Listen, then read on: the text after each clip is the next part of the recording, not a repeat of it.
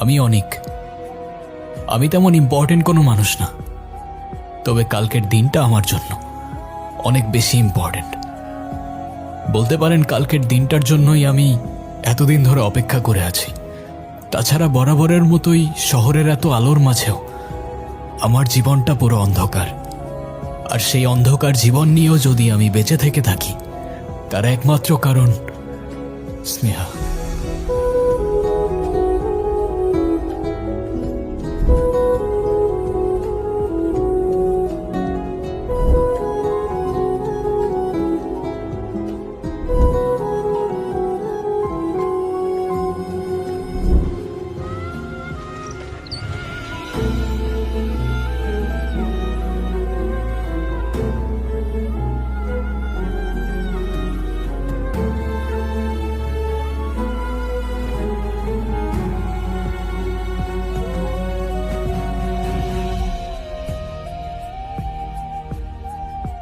কালকের দিনটা আমার জন্য অনেক বেশি ইম্পর্টেন্ট, কারণ ওর জন্মদিন।